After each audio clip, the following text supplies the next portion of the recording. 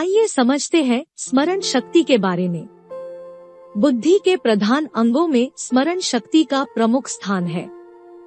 यदि पिछला सब अनुभव और ज्ञान विस्मरण हो जाए तो मनुष्य नवजात बालक की तरह हो जाएगा। हमारा महत्व पिछली जानकारी के आधार पर है। जो जितना अधिक जानता है वह उतना ही बड़ा बुद्धिमान है। श्रेष्ठ अध्यापक, वकील या डॉक्टर वही कहा जा सकता है जिसे अपने विषय का ज्ञान तुरंत स्मरण हो आवे। अगर अध्यापक अपने विषय को मस्तिष्क में धारण न किए हों तो उसकी क्या उपयोगिता। वकील को यदि कानून की धाराएं याद नहीं, उनकी मंशा या परिभाषा भूल गया है तो उसे कौन टके सेर पूछे। डॉक्टर को यदि रोगों को निदान और चिकित्सा प्रकरण विस्मरण हो गया तो उसमें और एक घसियारे में क्या अंतर रहे। जितने भी व्यापार है उन सब में संचालन की स्मरण शक्ति ठीक होनी चाहिए। स्मरण शक्ति की कमी एक मानसिक अपूर्णता है। प्रतिदिन हमें जो कुछ ज्ञान प्राप्त होता है उसकी रेखाएं मस्तिष्क पटल पर अंकित होती रहती है। अनेक विषयों की ऐसी असंख्य रेखाएं प्रतिदिन खिंचती चली जाती है। यह आश्चर्य न करना चाहिए कि इतनी अगणित रेखाएं कहाँ तक खिंची जाती होंगी और जब सारा पटल भर जाता होगा तो कहाँ खींची जाती होंगी। मस्तिष्क में असंख्य सूक्ष्म परमाणु हैं और उनमें से प्रत्येक पर असंख्य रेखाएं अंकित हो सकती हैं। जिसके मस्तिष्क के कोश अधिक सजीव और चैतन्य होते हैं उनकी रेखाएं अधिक स्पष्ट और गहरी होती हैं।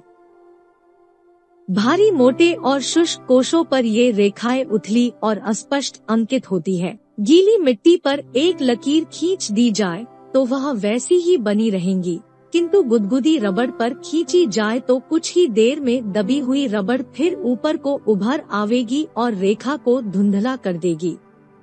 यहाँ यह कह देना भी आवश्यक है कि ये रेखाएं किसी के भी मस्तिष्क में पूरे तौर से नहीं मिटती, वे धुंधली होकर अचेतन अवस्था में ही पड़ी रहती है और जब तक उनके जगाने में अत्यंत परिश्रम न किया जाए तब तक प्रायः उसी सुप्त दशा में पड़ी रहती है। मन की इच्छानुसार मस्तिष्क के ज्ञान तंतु झंकृत होकर उस विषय की रेखाओं के पास चेतना को ले जाते हैं और उन रेखाओं को उत्तेजित करके कार्यशील बनाते हैं। यदि यह ज्ञान तंतु निर्बल या रोगी हुए तो अपना कार्य करने में असफल रहते हैं। फलस्वरूप चेतना निश्चित स्थान तक नहीं पहुंचती और स्मरण संबंधी कार्य अधूरा ही छूट जाता है। ग्रामोफोन पर चढ़े हुए अच्छे रिकॉर्ड को भी टूटी हुई सुई अच्छी तरह नहीं बजा सकती, उसी प्रकार अच्छी रेखाओं को भी मस्तिष्क के निर्बल ज्ञान तंतु ठीक प्रकार कार्यशील नहीं बना पाते। यह सोचना उचित न होगा कि ईश्वर ने याद भूल जाने का दुर्गुण देकर हमारे साथ अन्याय किया है। नहीं, उसने हमारे मस्तिष्क यंत्र और उसके भीतर की शक्तियों का निर्माण बड़ी चतुराई के साथ किया है। यदि हमें पिछले दिनों की सारी बातें जो की त्यों याद रहें, तो मस्तिष्क इतना भर जाए कि उसमें आगे की चीजें रखने के लिए स्थान ही न रहे। जानकारी की जो रेखाएं मस्तिष्क के परमाणुओं पर अंकित होती है, वे समय के साथ साथ भीतर धंसती जाती है और उनकी ऊपर की पीठ दूसरी बातों के लिए खाली होती जाती है। जिस प्रकार पानी की एक लहर आगे बढ़ती जाती है और अपना पीछे का स्थान दूसरी लहरों के लिए खाली करती जाती है, उसी प्रकार पूर्व ज्ञान की स्मृति भी सूक्ष्म परमाणुओं के भीतर धसकती जाती है और अपना पुराना स्थान छोड़ देती है। यह भी विस्मरण का एक कारण है। स्मरण रखने की विशेष योग्यता किन्हीं किन्हीं में स्वभावतः ही होती है। वे वर्षों पुरानी बात को बड़ी आसानी से याद किए रहते हैं। पुस्तक आदि उन्हें बात की बात में याद हो जाती है। वर्षों पूर्व सीखे हुए प्रश्न उन्हें अच्छी तरह याद रहते हैं। ऐसी असाधारण प्रतिभा का प्राकृतिक रूप से होना न होना मनुष्य के हाथ में नहीं है। माता पिता के संस्कार, पूर्व जन्मों की संचित शक्ति, पालन पोषण का वातावरण आदि बातों के ऊपर प्राकृतिक बुद्धि निर्भर रहती है। परंतु जो कुछ बुद्धि है उसे बढ़ाना और परिष्कृत करना बहुत कुछ हमारे अपने हाथ में है। पुराने ज्ञान से यदि बार बार काम न पड़े तो वह विस्मृति की कक्षा में उतर जाता है। फिर भी कोई ज्ञान जो एक बार प्राप्त कर लिया गया है पूरी तरह से भूला नहीं जा सकता। उसकी रेखाएं चाहे कितनी ही धुंधली अस्पष्ट क्यों न हो जावे, पर वे सर्वथा मिट नहीं जाती। कुछ न कुछ अंश उसका बना रहता है। यदि जोर देकर उसे ढूंढा जा सके तो वह पुरानी बात भी ऊपर उभर आती है। आपने एक पुस्तक 10 वर्ष पूर्व पढ़ी थी, अब उसे भूल गए, किंतु यदि दोबारा पढ़ना चाहे तो उस आदमी की अपेक्षा आप उसे बहुत जल्द पढ़ लेंगे जिसने कभी उसे नहीं पढ़ा है। कारण यह है कि वैसे आप उसे भूल गए हैं, पर यथार्थ में उसका बहुत सा भाग मस्तिष्क में अस्त व्यस्त पड़ा था जो जरा से प्रयत्न से उभर आया। कई बालकों में बहुत छुटपन से ही असाधारण प्रतिभा देखी जाती है। यह उनके पूर्व जन्मों की जानकारी का उद्घाटन होता है। किसी बात को उपेक्षा की दृष्टि से देखा जाए और उसमें कुछ विशेष रुचि न हो तो वह बात विस्मृत हो जाएगी, किंतु यदि उसी बात पर अच्छी तरह सोच विचार किया जाए तो वह याद बनी रहेगी। आप एक बगीचे में घूमने जाते हैं, सैकड़ों तरह के पौधे, वृक्ष, बेलें, फूल, फल देखते हैं। बगीचा छोड़ते ही कोई आपसे पूछे कि बताइए किन किन वृक्षों को आपने देखा, तो आप बहुत थोड़े वृक्ष और फलों की बात बता सकेंगे, शेष को देखा होने पर भी भूल जाएंगे। दूसरे दिन आप दूसरे बगीचे में जाते हैं और सोचते हैं कि कल के पूछने वाले को आज ठीक जवाब दूंगा। तब पेड़ों को ध्यान से देखते हैं, फूलों को ठीक तरह पहचानते हैं, उनके नाम याद करते हैं, ध्यान देते जाते हैं कि यह सब बात मुझे ध्यान रखनी है। साथ ही डरते जाते हैं कि कहीं भूल न जाऊं और जिससे कल की तरह आज भी निरुत्तर होकर अपनी स्मरण शक्ति की स्थूलता का उपहास न सुनना पड़े। अब आप बगीचे से बाहर आइए, सारे बगीचे का चित्र मस्तिष्क में घूम रहा है। पूछने वाले को आप तुरंत ही चीजें बता देते हैं। अकबर किस सन में पैदा हुआ था, यह बात स्कूल के विद्यार्थियों को ठीक याद होती है, पर उनसे पूछा जाए कि तुम्हारा छोटा भाई किस सन में पैदा हुआ था तो उन्हें याद न होगा। इससे प्रकट है कि स्मरण शक्ति तभी ठीक काम कर सकती है जब उसके पीछे याद रखने की इच्छा और प्रयत्न हो। पाठक जानते हैं कि हर काम के करने में कुछ चीज खर्च होती है। सृष्टि में जन्म मरण का नियम इसी नियम के आधार पर है। कोयला जलाने से रेल और पेट्रोल जलाने से मोटर चलती है।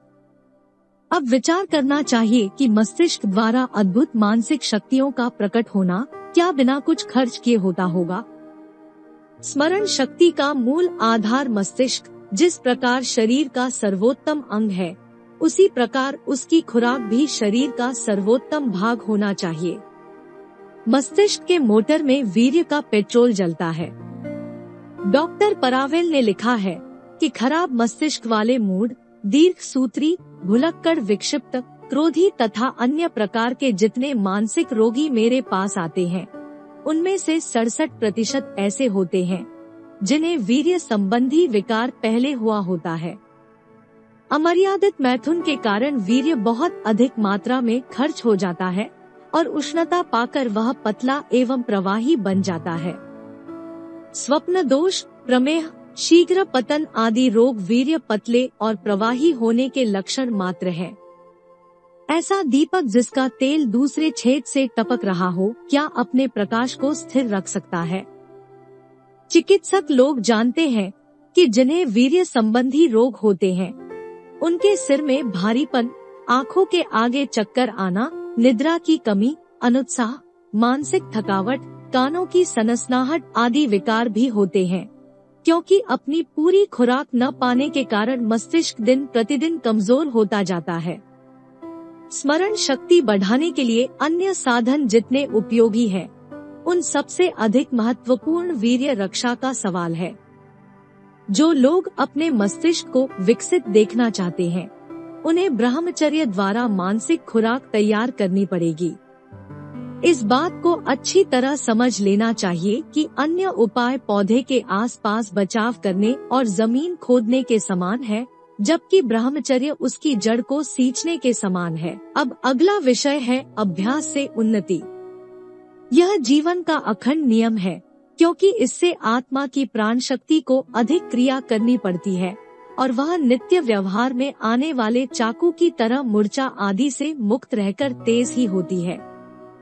शारीरिक और मानसिक विकास के शास्त्रीय सिद्धांतों पर विचार करने से यह सिद्ध होता है कि मानसिक विकास करना, अपनी बुद्धि को बढ़ाना मनुष्य के अपने हाथ में है और वह प्रयत्न पूर्वक बुद्धिमान बन सकने में सर्वथा स्वतंत्र है।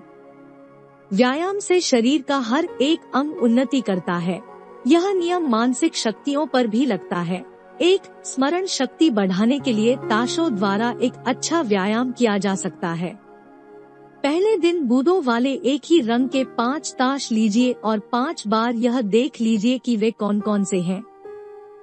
अब उनमें से बिना देखे एक उलटकर नीचे रख दीजिए, फिर बताइए कि कौन सा ताश नहीं है। यदि ठीक बता सके तो फिर दूसरे 5 ताश लीजिए और उन्हें 4 बार देखिए, एक को बिना देखे उलटकर रख दीजिए। अब देखिए जो ताश निकाल दिया गया है उसे ठीक बता सकते हैं या नहीं। ठीक बता दिया हो तो फिर दूसरे 5 लेकर 3 बार ही देखिए, इसके बाद और लेकर 2 बार, तदुपरांत 1 बार देखकर छिपाया हुआ ताश बताने का अभ्यास कीजिए। जितना कम बार देखने पर आप भूलते हो, उसी संख्या पर ठहरकर अभ्यास बताइए। जैसे आप 2 बार 5 ताशों को देखकर छिपे हुए पत्ते के बताने में भूल करते हैं और 3 बार देखकर ठीक बता देते हैं, तो 2 बार का क्रम ही जारी रखिए। जब 2 बार का अभ्यास ठीक हो जाए तो 1 बार का अभ्यास कीजिए। 5 ताशों को 1 बार देखकर छिपा हुआ पत्ता बता देने का अभ्यास पूरा हो जाए तो 6 ताश देखकर 1 बार देखने का क्रम चलाइए। प्रथम 7, फिर 8, फिर 9, इसी प्रकार अधिक पत्तों को 1 बार देखकर फिर उसमें से बिना देखे छिपाए हुए ताश को बता देने का अभ्यास करने से स्मरण शक्ति बढ़ाने का अच्छा व्यायाम है। 2. कोई ऐसा एक रंगा चित्र लीजिए जिसमें अनेक वस्तुएं दिखाई पड़ती हों। सीनरी के चित्र इस कार्य के लिए अच्छे बैठते हैं। एक चित्र को 1 मिनट ध्यान से देखिए, फिर एक कागज पर लिखिए कि उसमें क्या क्या चीजें देखी। बाद में अपने लिखे हुए कागज और चित्र का मुकाबला करके देखिए कि आप क्या क्या बातें लिखना भूल गए हैं। अब दूसरा चित्र लीजिए और उसे देखिए तथा पूर्ववत उसमें देखी हुई चीजों को भी लिखिए। तत्पश्चात परीक्षा कीजिए कि अब की बार क्या छोड़ गए। एक चित्र 1 बार ही काम में लेना चाहिए, क्योंकि दूसरी बार कोई चीज छूटना प्रायः कठिन है। पहली बार जो बात भूल गए थे, तुलना करके आपने जान लिया कि इसमें अमुक भूल रहने के लिए कुछ नहीं बचता। एक दिन में 2-3 चित्रों का अभ्यास काफी होगा। यह जरूरी नहीं है कि इतने चित्र खरीदे तभी काम चले। सचित्र पुस्तकों में अनेक चित्र आते हैं। ऐसी एक किताब में कई दिन का काम चल सकता है। कुछ समय के लिए मित्रों से सचित्र पुस्तकें मांगी जा सकती हैं। इस प्रकार बिना कुछ खर्च किए भी यह अभ्यास चलाया जा सकता है। 1 मिनट का अभ्यास ठीक हो जाए तो फिर समय घटाना चाहिए और धीरे धीरे 1-2 सेकंड देखकर ही चित्र का पूरा विवरण लिखने का अभ्यास करना चाहिए। एक रंग के चित्र के बाद बहुरंगे चित्र का अभ्यास है। इसमें दिखने वाली चीजों का स्वरूप और रंग दोनों लिखते जाइए। यह दूसरा अभ्यास है। इसलिए आरंभ काल में देखने के लिए 1 मिनट से कुछ अधिक समय भी लिया जा सकता है, फिर क्रमशः घटाते जावे। कुछ दिन लगातार चित्र दर्शन और लेखन का अभ्यास करने पर स्मरण शक्ति का काफी विकास हुआ मालूम होता है। 3. एक स्थान पर कई प्रकार की चीजें एकत्रित कीजिए, जैसे 2-3 प्रकार की कलमें, 3-4 तरह के फूल, कई तरह के बटन, चाकू, पिन, मिठाई की गोलियां आदि। आरंभ में इनकी संख्या 10-12 होनी चाहिए। एक बार ध्यानपूर्वक इन सबको देख लो, फिर आंखें बंद करके बताओ कि कौन वस्तु कहाँ रखी हुई है। यदि ठीक न बता सको तो चीजों की संख्या कम कर दो और फिर उनका क्रम बताओ। जो संख्या आसानी से बताई जा सके वहीं से धीरे धीरे आगे के लिए अभ्यास बढ़ाना चाहिए। जैसे आज 5 चीजों का क्रम बना सकते थे, तो धीरे धीरे इन संख्याओं को 6, 7, 8, 6, 10, 20, 30 करते जाइए। इस प्रकार एक बार देखकर एक स्थान पर खड़े हुए मनुष्यों या वृक्षों की संख्या एवं क्रम याद रखने का अभ्यास करना चाहिए। यह स्मरण शक्ति बढ़ाने का अच्छा अभ्यास है। होशियार चोर जिस घर में घुसते हैं, एक बार दियासलाई जलाकर सारे घर को देख लेते हैं और वहाँ का चित्र उनके मन में अच्छी तरह अंकित हो जाता है। बस फिर वे अपने पूर्व स्मरण के सहारे अंधेरे घर में सब काम ठीक ठीक वैसे ही करते रहते हैं, मानो उस घर में उजाला हो।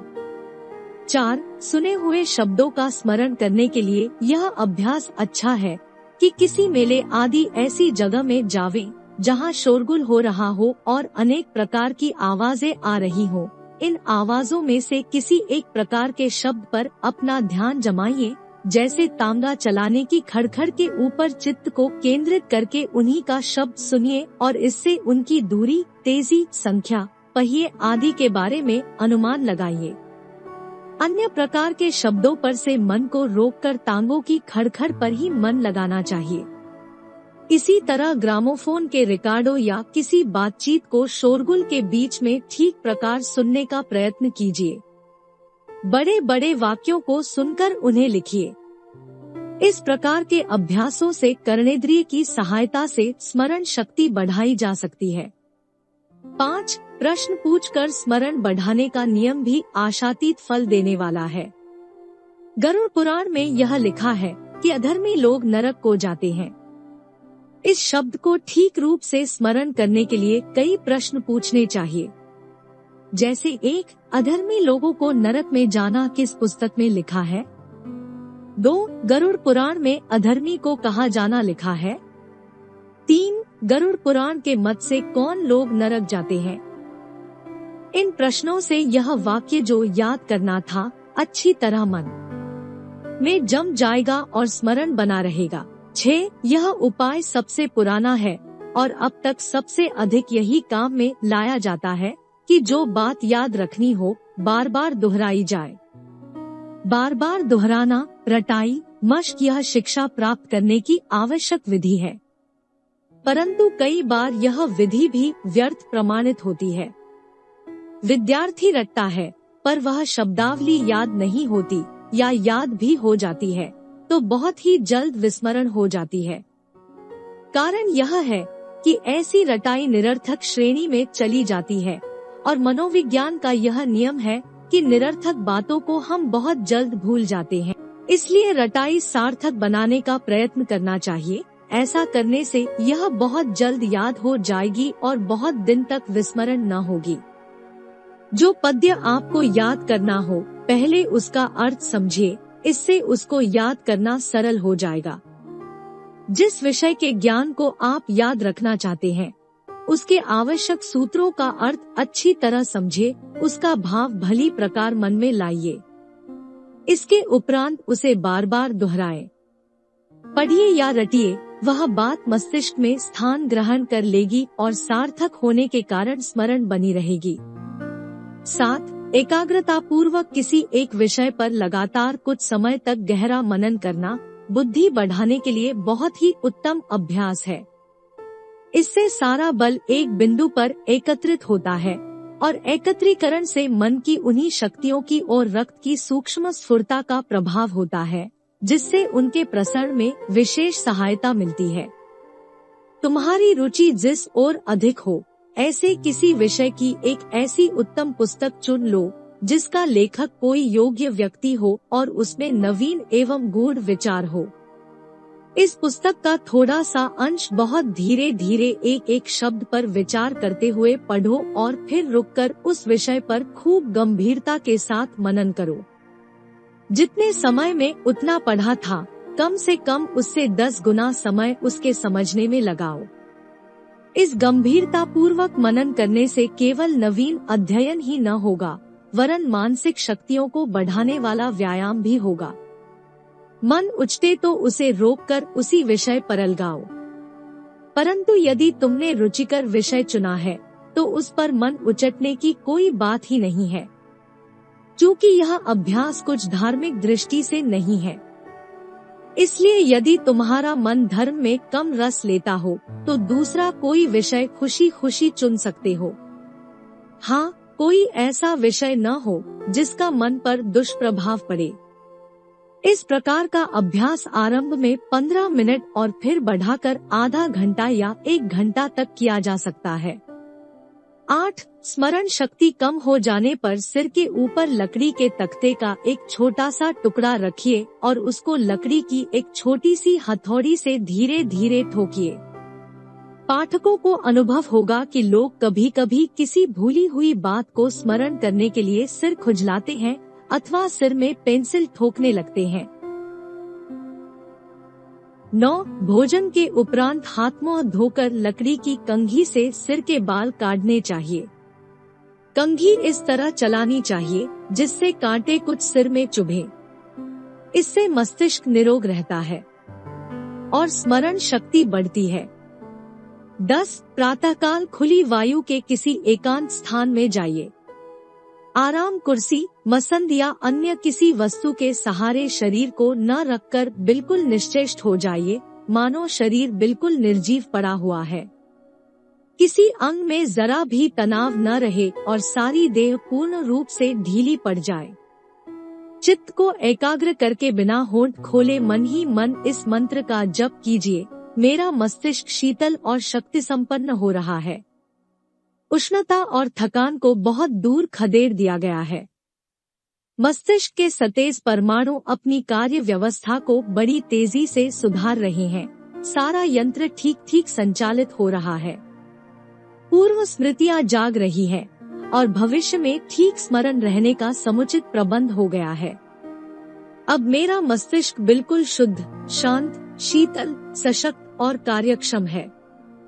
मंत्र के एक एक शब्द को अच्छी तरह समझते हुए उस पर पूरा विश्वास करते जाना चाहिए और कल्पना लोक में हर शब्द का चित्र बनाते जाना चाहिए। जैसे जब शीतल शब्द का उच्चारण करे तो मन में ऐसी भावना करे कि मस्तिष्क बर्फ जैसा ठंडा है। इसी प्रकार हर शब्द का अच्छी तरह मानस चित्र बनाकर तब आगे बढ़ना चाहिए। कम से कम आधा घंटा यह जप करना चाहिए। मंत्र के शब्दों को अपनी सुविधानुसार बदला जा सकता है, पर भाव यही रहे। 11. कानों के ऊपर वाले सिरे से लेकर आगे की ओर कनपटी के सीट तक के मस्तिष्कीय परमाणु बुद्धि धारण करने के काम में अधिक आते हैं। यहाँ के स्नायुओं को परिपुष्ट करने के लिए हल्की मालिश करना बहुत मुफीद है। आंवले के तेल से कान के ऊपर वाली जड़ से लेकर कनपटी तक की जगह की धीरे धीरे मालिश करनी चाहिए। इसके लिए प्रातः काल का समय बहुत अच्छा है। 12. स्नान करते समय सिर के ऊपर ठंडे जल की धार छोड़ने से भी बड़ा लाभ होता है।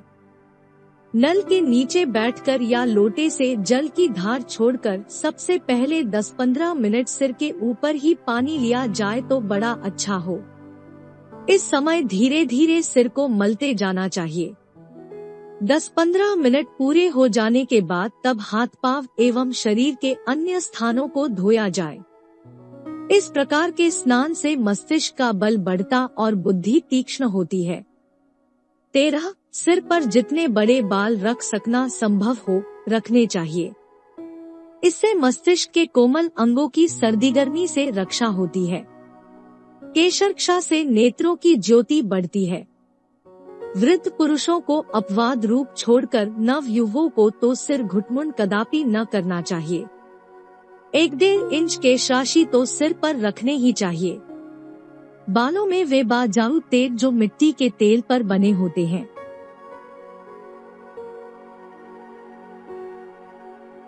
या भड़कीली सुगंधी वाले होते हैं न डालने चाहिए, इससे हानि होती है। आयुर्वेदिक रीति से बने हुए ब्राह्मी या आंवले के तेलों को सिर में डालना चाहिए। शुद्ध सरसों का तेल भी बहुत उपयोगी है। 14. स्मरण शक्ति बढ़ाने के भड़कीले विज्ञापनों वाली बहुत सी दवाएं बाजार में बिकती हैं। इनमें से अधिकांश दवाएं झूठी और निकम्मी होती हैं। बिना जाने इनके फेर में न पड़ना चाहिए। श्री स्वामी दयानंद के शिष्य मोती कटरा, आगरा निवासी स्वर्गीय मूलचंद जी वर्मा कहते थे कि श्री स्वामी जी महाराज ब्राह्मी, शंखपुष्पी, बादाम और काली मिर्च की ठंडाई पिया करते थे और इसकी बहुत प्रशंसा करते थे एवं स्वास्थ्य शक्ति बढ़ाने वाली बताते थे। एक तंदुरुस्त जवान आदमी के लिए ब्राह्मी 4 माशे, शंखपुष्पी 4 माशे, बादाम 18 और काली मिर्च 1 माशे काफी है। इस ठंडाई को कई व्यक्तियों ने सेवन किया है और उन सब ने इसे बहुत गुणकारक बताया है। अब अगला विषय है स्मृति के जाल। निर्धारित विषय का स्मृति जाल बनाना स्मरण रखने की बहुत अच्छी विधि है। जिन परमाणुओं पर स्मृति की रेखाएं अंकित हुई हैं, यदि उनका संबंध अन्य सूत्रों से भी कर दिया जाए तो एक प्रकार का जाल बन जाएगा और उसमें सबका साथ होने के कारण एक का खोजना वैसा ही कठिन होगा जैसे कि आपस में रस्सी से बंधी हुई भेड़ों के झुंड में से एक भेड़ प्रायः नहीं खोती और सबके साथ में संबंधित होने के कारण यथास्थान बनी रहती है। जब कोई वृद्ध पुरुष किसी बात को बहुत जोर देकर कहते हैं तो उनका कहना होता है कि इस बात को गांठ बांध लो। देखा भी गया है कि जिस बात को भूलने की आशंका होती है उसके लिए रूमाल आदि में गांठ बांध ली जाती है जिससे कि उसे देखकर याद उठ आए। इस प्रकार गांठ का और उस बात का संबंध हो जाता है और एक के साथ दूसरी बंध जाने के कारण आसानी से खोने नहीं पाती। कभी कभी कोई जरूरी बात मन में आती है और सोचते हैं कि थोड़ी देर बाद किसी से कहेंगे, परंतु फिर वह बात ध्यान से उतर जाती है, याद नहीं आती। ऐसी दशा में उस बात को मन में उठने के स्थान पर बैठे और वैसा ही काम करने लगे जो उस समय कर रहे थे तो अक्सर वह बात पुनः याद हो आती है। कारण यह है कि जिस स्मृति जाल से वह बात कुछ संबंधित थी उसकी ढूंढ खोज की गई तो उसमें उसकी पूंछ बंधी हुई मिल गई। मनोवैज्ञानिक कहते हैं कि स्मरणीय बात को हमें अपने बहुत से मानस तंतुओं से संबद्ध कर देना चाहिए जिससे कि अगाड़ी पिछाड़ी लगे हुए घोड़े की तरह वह कई जगह से बंधी रहे और खोने न पावे। संबंधों से भूली हुई बात भी स्मरण हो आती है। मान लीजिए कि आपसे एक व्यक्ति गंगा प्रसाद 5 रुपए उधार ले गया। शाम को आप हिसाब लगाते हैं तो 5 रुपए घटते हैं, परंतु यह याद नहीं आता कि वह रुपए कहाँ गए। अब आपको यह सोचना पड़ेगा कि आज सवेरे से लेकर शाम तक किस किस काम में रुपए खर्च किए हैं या दिन भर में किन किन आदमियों से भेंट हुई है। इसका पूरा विवरण संबंध याद करते ही गंगा प्रसाद की याद उठ आवेगी। यदि इसी बीच किसी ने गंगा स्नान का जिक्र किया और उसके संबंध में आपको गंगा प्रसाद का नाम याद आ गया तो उसके संबंध से रुपयों की बात याद उठ आवेगी। इस प्रकार संबंध के द्वारा स्मरण का घनिष्ठ संबंध है। समानता, समीपता और विपरीतता, इन 3 नियमों से संबंध स्थापित होता है। जैसे वृक्ष, वाटिका, पौधे और पुष्प, यह सामीप्य हुआ। गंदगी, रोग, ज्वर, अस्पताल, डॉक्टर, यह सादृश्य हुआ। अंधकार, प्रकाश, दानी, सूम, सच, झूठ, कृष्ण, कंस, यह वैपरात्य हुआ। इन 3 आधारों में से किसी बात के साथ किसी दूसरी बात का कोई संबंध स्थापित कर लेने पर पहली को याद करते ही दूसरी याद उठ आती है। शेख चिल्ली की कहानी आप लोगों ने सुनी होगी। मजूरी करने जा रहा था, सिर पर घड़ा रखा था और सोच रहा था कि इन पैसों के अंडे लूंगा, उससे मुर्गी लूंगा, फिर बकरी, गाय, भैंस खरीदता हुआ विवाह करूंगा। बच्चे होंगे, बच्चों को दुत्कार दूंगा। दुत्कारने की चेष्टा करने में घड़ा ही फूट गया। प्रत्यक्षता घड़े और बच्चों को दुता करने में कोई संबंध नहीं मालूम पड़ता, पर किसी न किसी प्रकार के संबंध कई जगह होते गए। एक बात से दूसरी में संबंध स्थापित किया जा सकता है और फिर पहली बात के आधार पर अंतिम बात का स्मरण किया जा सकता है। यह सोचना चाहिए कि इस संबंध प्रणाली से बहुत देर में बात स्मरण आवेगी। मन की गति इतनी तीव्र है कि वह 1 सेकंड में बड़ा भारी स्वप्न देख सकता है। एक तार बाबू अपना अनुभव बताता हुआ कहता है कि एक बार रात की ड्यूटी में एक तार मुझे दूसरी जगह भेजना था कि कुर्सी पर बैठे हुए नींद आ गई। इस बीच में बड़ा भारी स्वप्न देखा।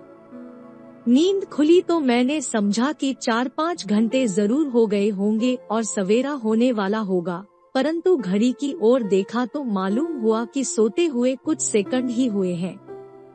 संबंध स्थापन प्रणाली से स्मरण आने में 1-2 सेकंड से अधिक समय लगने की आवश्यकता नहीं है। असंबद्ध शब्दों का आपस में संबंध मिलाने के लिए कुछ न कुछ मार्ग निकाला ही जा सकता है। जैसे कागज को देखकर जूते का स्मरण करना हो तो कागज, धर्म ग्रंथ, गोचर, जूता, इस प्रकार के शब्दों द्वारा आपसी संबंध बनाया जा सकता है। इन 5 शब्दों में आपस में क्या संबंध है, इसको मन में धारण करते ही कागज द्वारा जूते का स्मरण कर सकना सुगम हो सकता है।